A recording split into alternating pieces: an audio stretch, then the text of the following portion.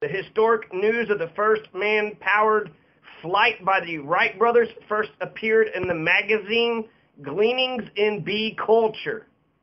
Gleanings in Bee Culture.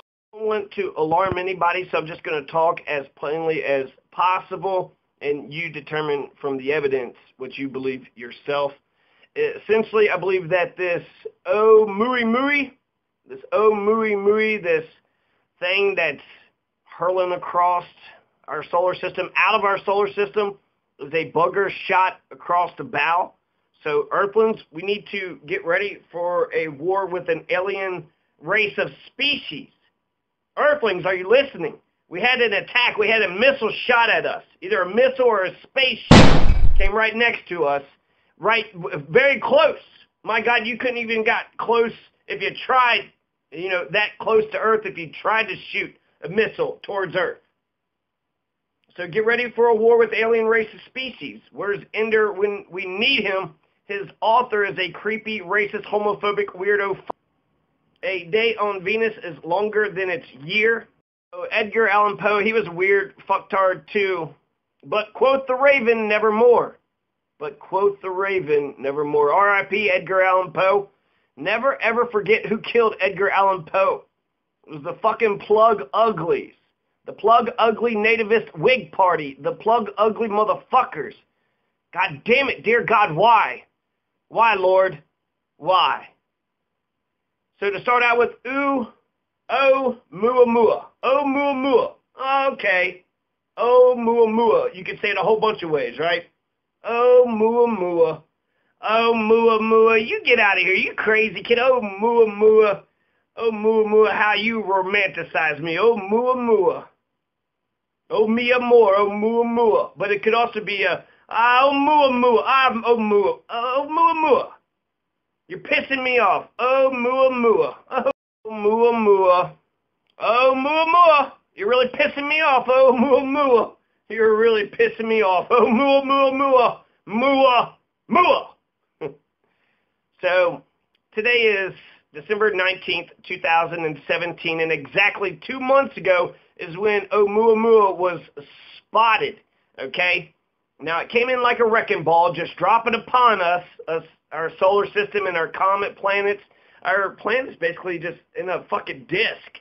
They stay in the same disk, and then we got a whole bunch of comets just going all over the place, but they essentially stay in the solar system. And this Oumuamua came like a wrecking ball, dropping on top of us from the direction of the Lyra constellation. So this is where it came from, the Lyra constellation, and it was moving in a hyperbolic curve, a hyperbola, which is... So, you ever heard anybody call ketchup catsup? Hey, will you please pass the catsup? I would ignore that. Meteor strikes are what took out the dinosaurs 65 million years ago. The smell of rain is caused by a bacteria called actinomycetes.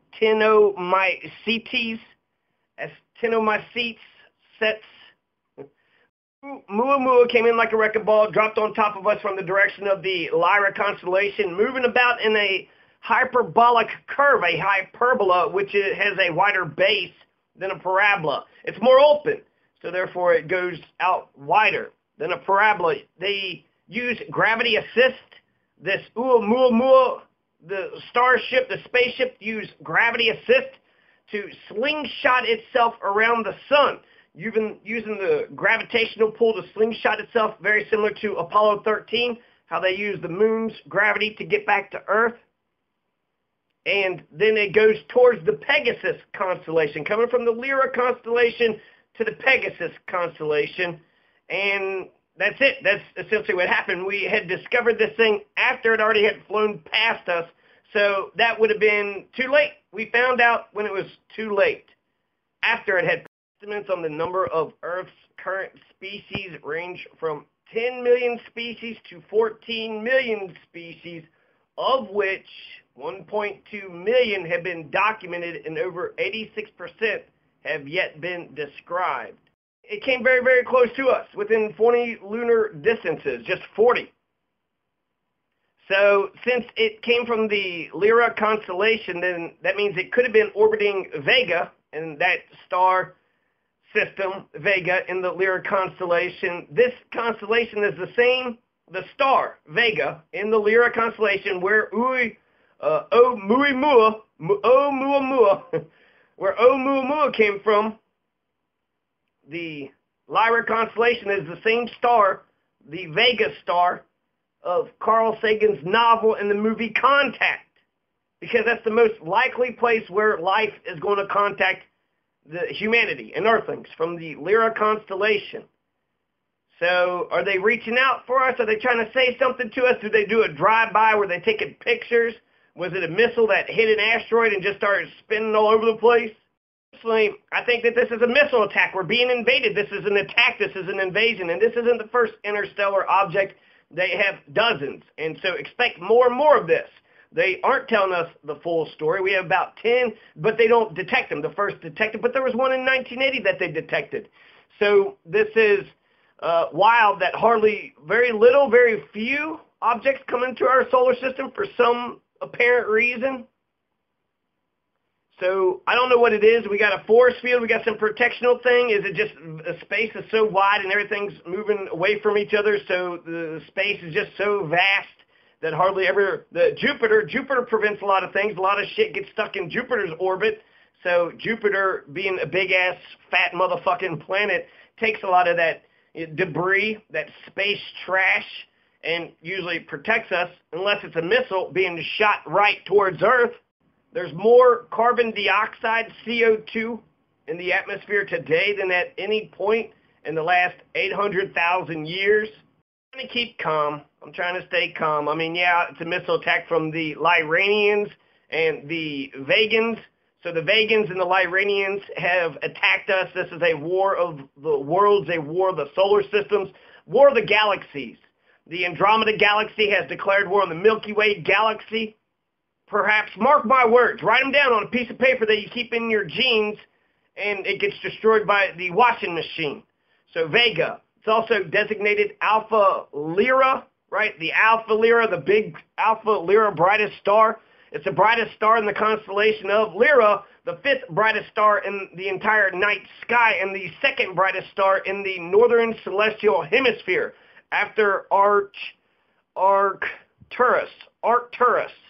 It's relatively close to the sun. It's only 25 light years away. And it was in the movie Contact. These are the people from Contact. I know one of the biggest mass extinctions, the Ordovician, was likely caused by a direct hit from a gamma ray burst. All the other mass extinctions were from volcanic activity and meteor strikes.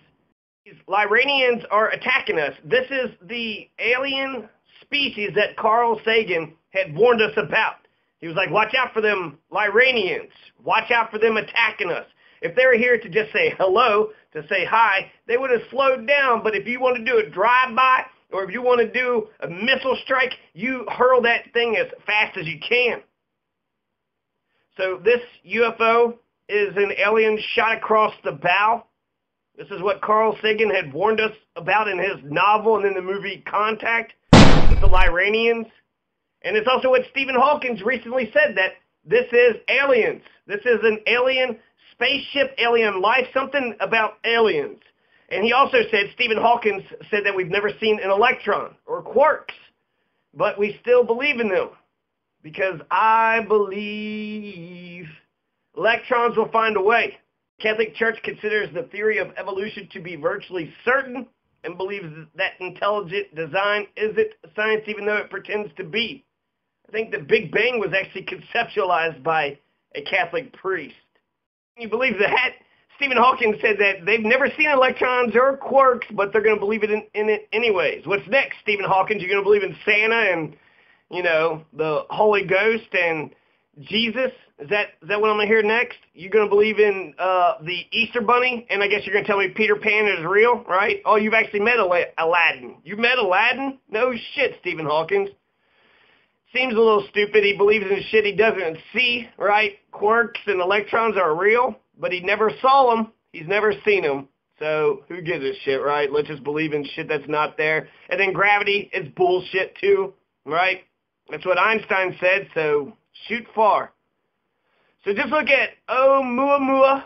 Oumuamua. It's not aliens. it's an alien attack. This is a missile that hit on an asteroid and just started spinning. It's an alien UFO missile.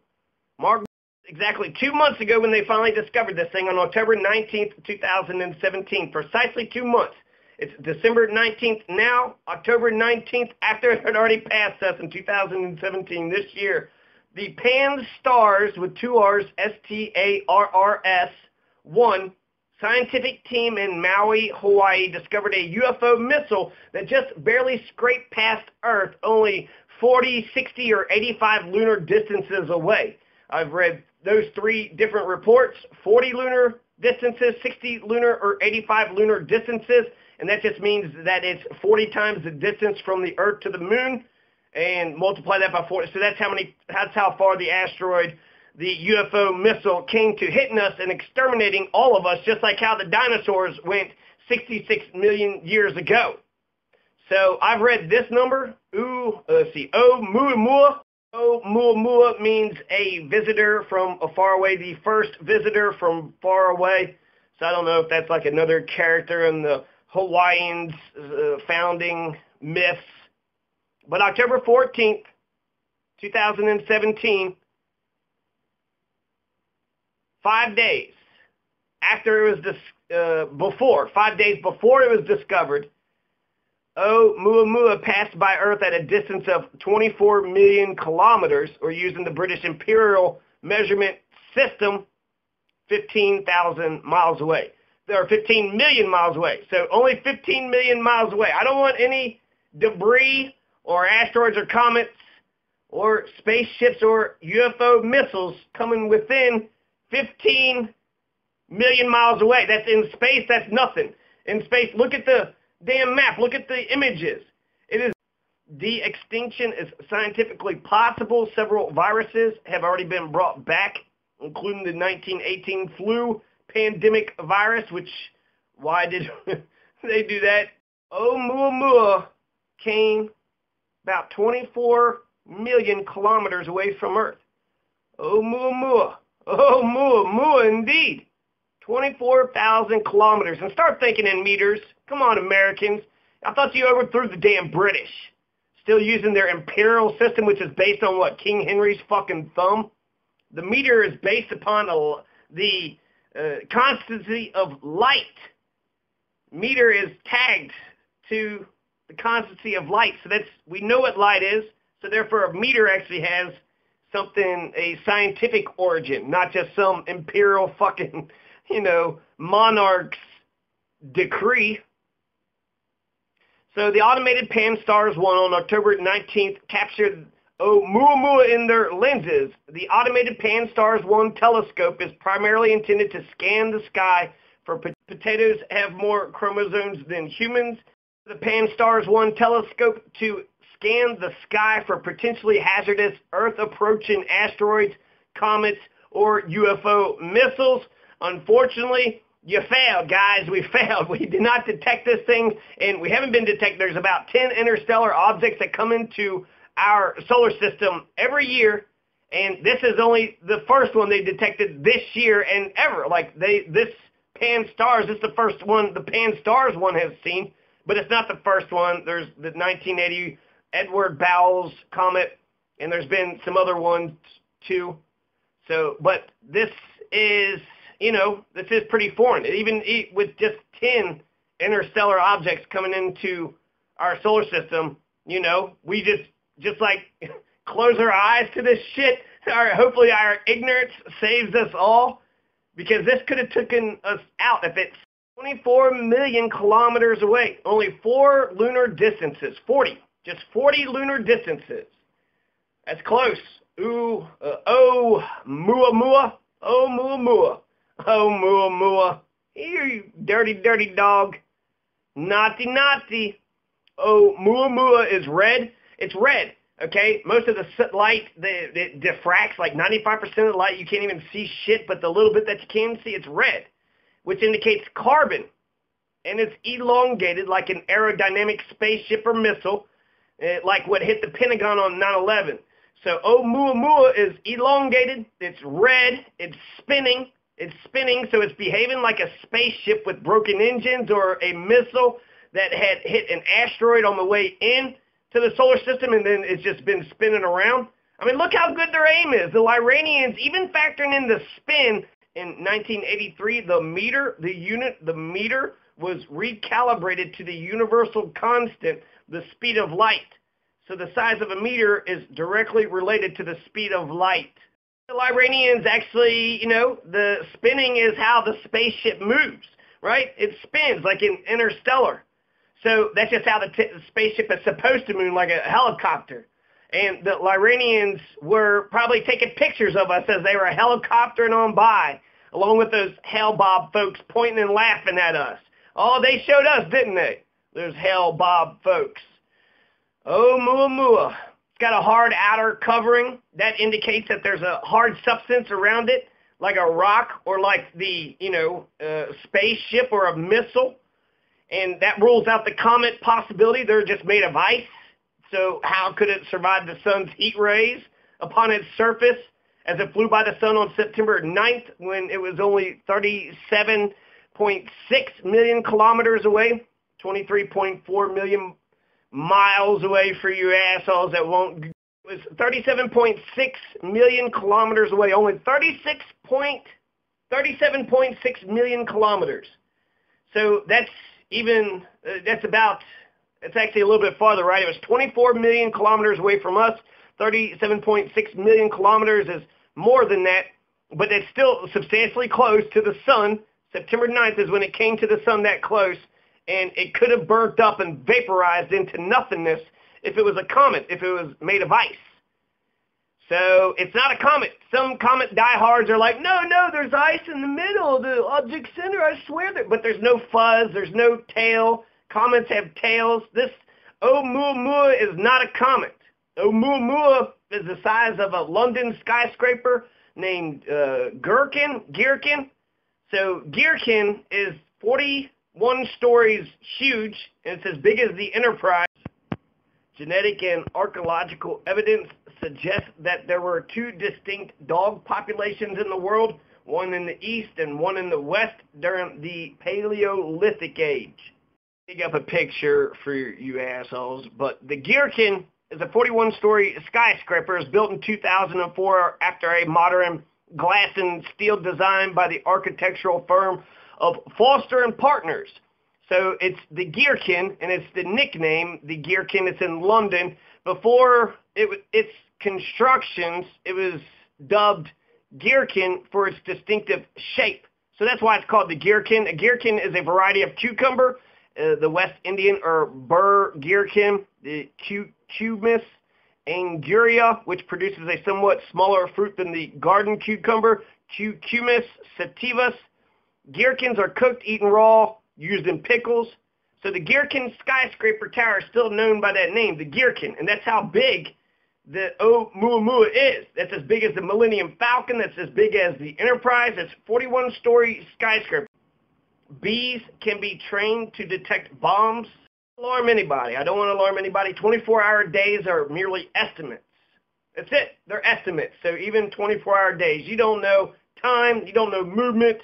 24 hours, it's just the sun. It's not every, we don't always go exactly 24 hours. The sun doesn't rotate exactly 24 hours. So just estimating. So I also don't want to alarm anybody, but we're under attack. This is an invasion. It's hard to get into our solar system. This was deliberately thrown at Earth. This is a warning to Earthlings. A shot across the bow, war of the galaxies, war of the solar systems. That's what we're going to see this holiday season. Yeah, Merry fucking Christmas. 'Tis the season to be jolly. Instead of just doing what the United States government is doing, wiping out 7 million Yemenis by starving them to death, the whole fucking planet would die. So it's not even close to the genocide that the U.S. government is. The historic news of the first man-powered flight by the Wright brothers first appeared in the magazine Gleanings in Bee Culture. 7 million Yemenis on the brink of starvation as the U.S. and the world's policemen watch without intervening, or actually covering, giving umbrella to the Saudis to kill a whole bunch of children. For what? Oumuamua is red. Red is the color of communism, and it's the color of Republican states. Red also means that Oumuamua is made up of carbon-based molecules. The hallmark of organic carbon-based molecules are the building blocks of the biological molecules that allow life to function. This is slender and elongated like a missile, like a spaceship. It's red. It's got carbon-based. It went by the sun, didn't burn up. There's still people saying it's a big old ball of ice. It's not a big ball of ice. It's a UFO missile. It's a UFO missile. It's a war of the galaxies, war of the solar systems. It's a war of the worlds. Facebook had an artificial intelligence create its own language, and then they had to destroy it. But at one point, it was creating its own language that was indecipherable by its creators. Tomato contains 31,760 genes, which is 7,000 more genes than a human being. Tomatoes have 7,000 more genes than humans do. Tomatoes have more genes than humans. They have more Levi's, which of course they do for that juicy booty. They have more genes than humans. They're all goopy on the inside, but we probably should try to catch up. The tomato's genome is actually closer to that of a potato. The two plants share 92% of their DNA with each other, a key to understanding the very versatile family of plants to which it belongs, which includes the potato, the tobacco plant, the pepper, the eggplant, and the deadly nightshade. A single solar flare can release the equivalent energy of millions of 100 megaton atomic bombs. One single solar flare is equivalent to the energy of millions of 100 megaton. Velociraptors were no bigger than turkeys.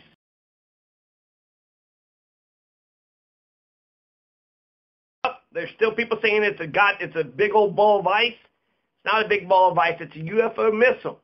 It's a UFO missile. It's a war of the galaxies, war of the solar systems. It's a war of the worlds.